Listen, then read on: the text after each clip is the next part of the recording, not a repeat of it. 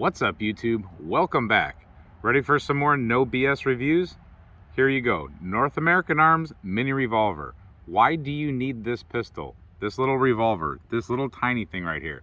You need this, I'm telling you. If you're a concealed carrier, if you carry to defend yourself, you might need this. You probably do need this. You might not know that you need this, but trust me, you need this.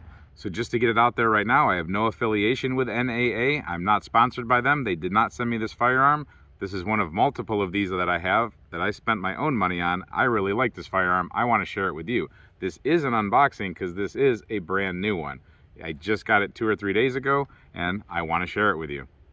So those of you who know revolvers might understand the standard size K-frame revolver, L-frame, K-frame, J-frame, things like that from Smith & Wesson.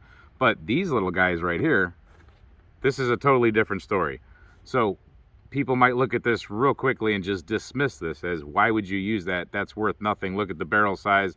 What are you going to shoot out of there? 22 Magnum, and that's correct, 22 or 22 Magnum, both barrels here.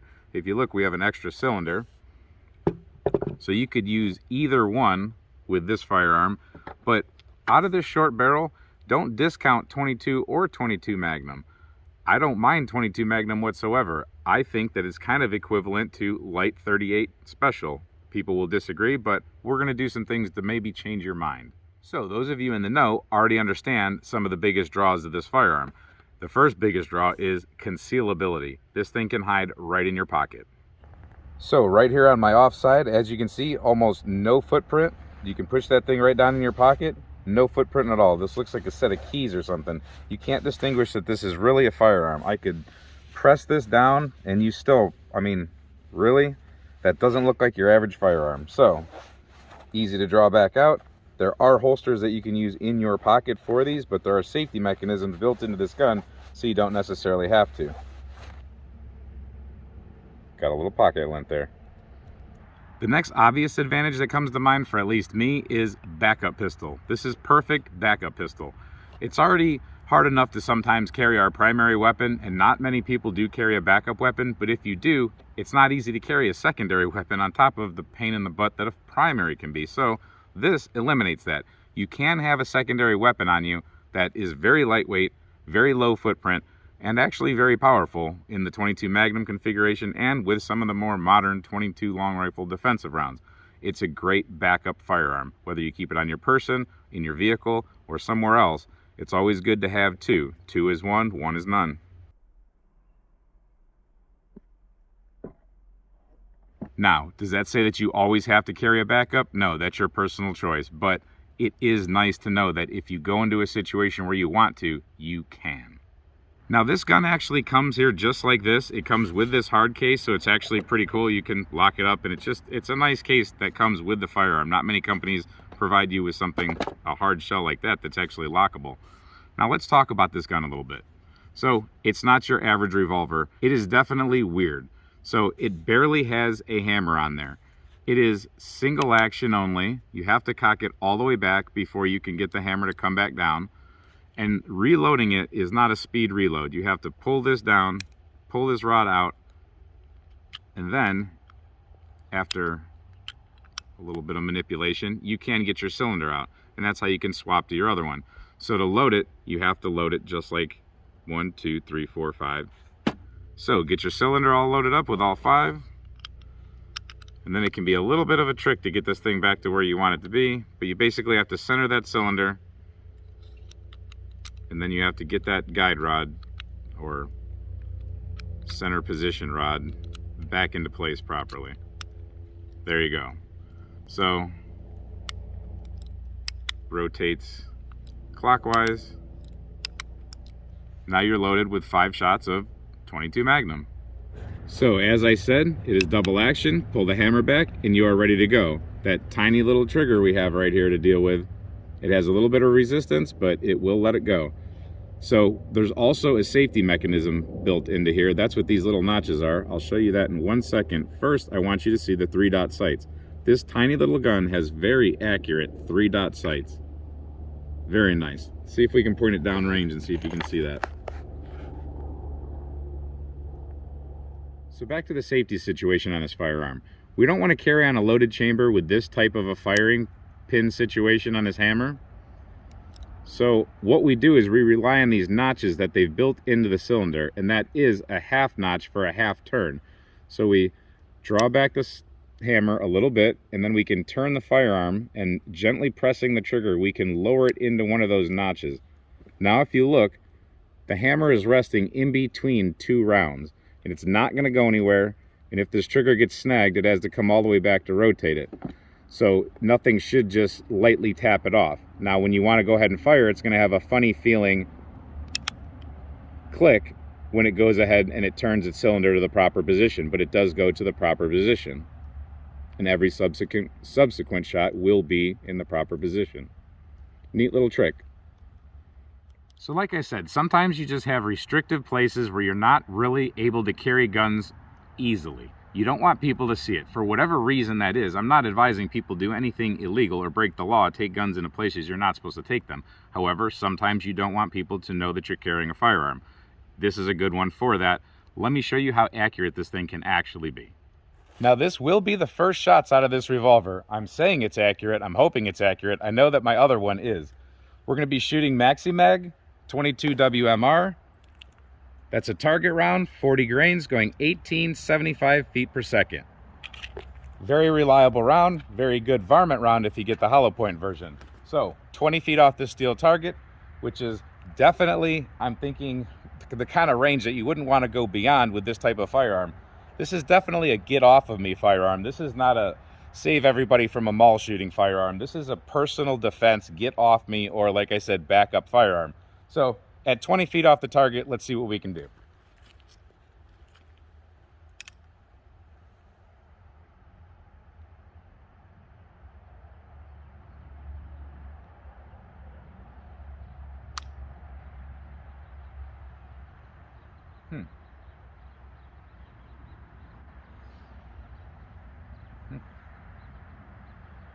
It's a pretty slow hammer. We need to put a little oil on that, I think.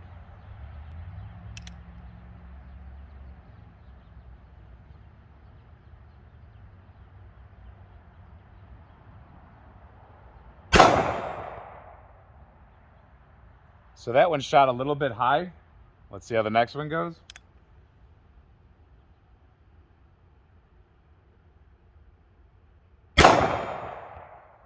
Now that's exactly where I needed it to go. I think I was actually misjudging the height of my front sight on that a little bit, but that's dead center.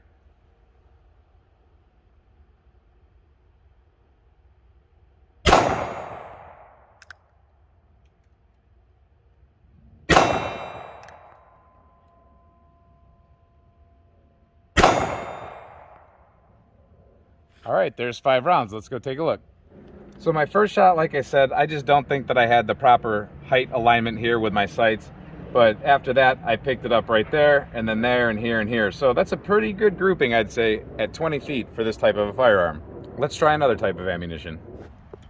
All right, now I'm gonna be shooting a Gila 22 Win Mag, 40 grains, and it says high velocity, soft point, 1875 feet per second. A Gila is known to make pretty good 22 WMR ammunition. I do like it. Let's see what kind of accuracy we get. I'm going to try to take just headshots on that same target.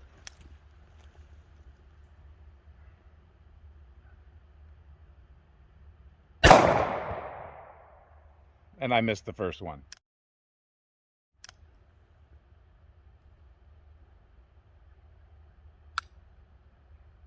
Well, this isn't going well. The gun definitely needs oiled. Let's redo that.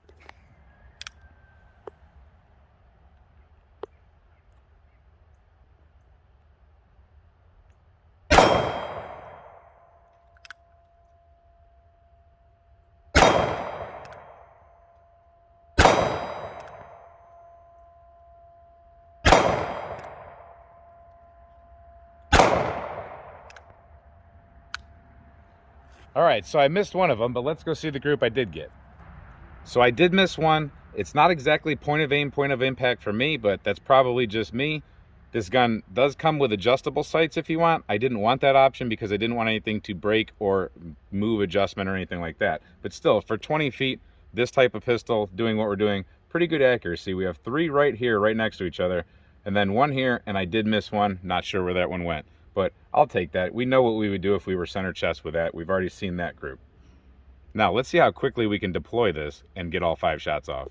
So going with the idea of this being a backup gun, I'm going to deploy this pistol from my left pocket, and I'm going to engage that target after I exhaust my ammunition in the revolver that I'm carrying for my EDC right now. So we're going to take the first 5 shots with my EDC revolver, and then we're going to go straight to the backup pistol. We're 20 feet off the target, like always. Let's do this.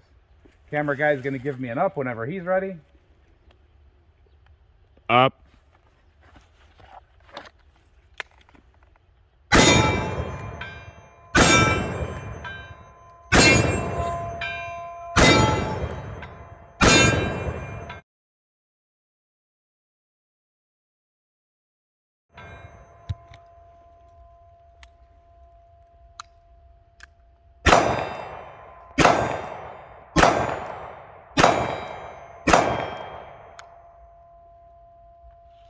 We had a little bit of misfire action in there, but we'll break the gun in.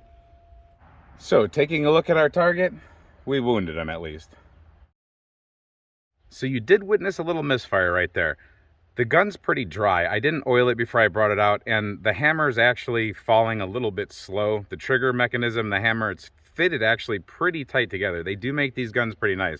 I'm not gonna say that that's this gun's fault at the moment right now. It's not the ammo. It's happened with a couple of rounds now that we've been playing around with this gun. But the bottom line is it just needs broken in, and it actually needs oiled, cleaned, oiled once or twice. But it's a nice pistol. I've had the other ones, like I said, once they're broken in, they're flawless. I do just believe it's tightly fitted. Anyway, let's move on to some testing. Let's see what this does in gel. We've seen the accuracy, we've seen the deployability. Now let's put it in gel and let's see what 22 Magnum can do to a gel block. So we're going to be shooting the gel first with the Aguila 22 Win Mag, but first let's confirm velocity, because everybody always wants to confirm velocity beyond what we put in the gel. So we'll give you a little grouping and then we'll put one in the gel. We're 15 feet off the chronograph.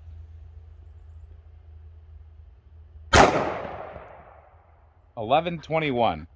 Now the box is advertised at $18.75. So out of the short barrel, that's the potential loss of velocity here. As we get closer, I'm sure that would increase. So a defensive shot, let's move up just a little bit. Let's say we're about 5 feet off. Let's see if we can get the chronograph to actually register this. $11.11.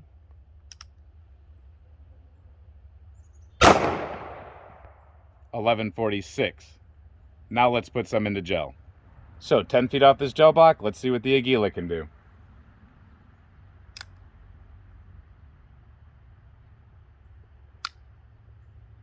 Other than malfunction.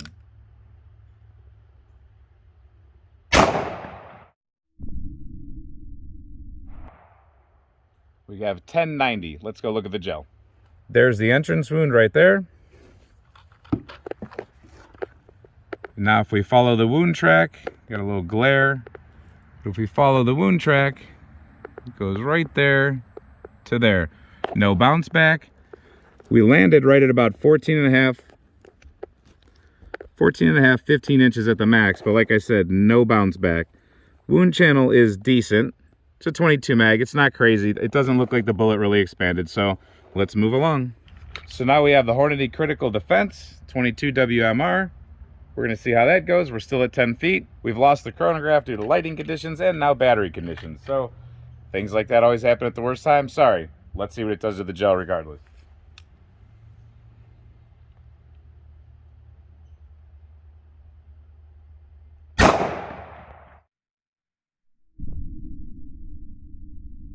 So that was that entrance wound, a little bit to the left of that one. So it came in here and it crisscrossed under the Aguila. It did do its critical defense or duty peel back thing it does, and it landed right there. So it slowed down a little bit, I think, because it opened up. It did end up landing at 10.5 inches. Now it had some bounce back to it. If you look here, it did make it all the way to 12 inches and then it bounced back. Sorry for all the fingerprints on the gel. But you can definitely see some bounce back. So it still sting you. Now, being a pocket pistol, this thing literally might just come out of your pocket and get shoved in someone's gut.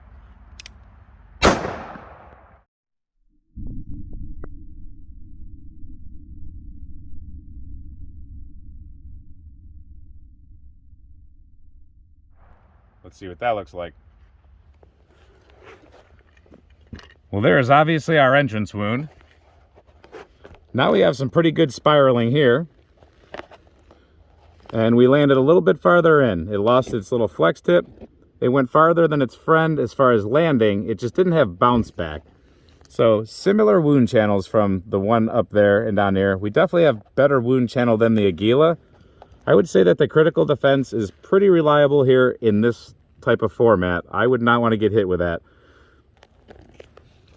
What do you think in the comments? So like we just learned, whether it's this gun or this gun, you really don't want to get hit with any bullet. This one will screw you up pretty bad, but so will this one.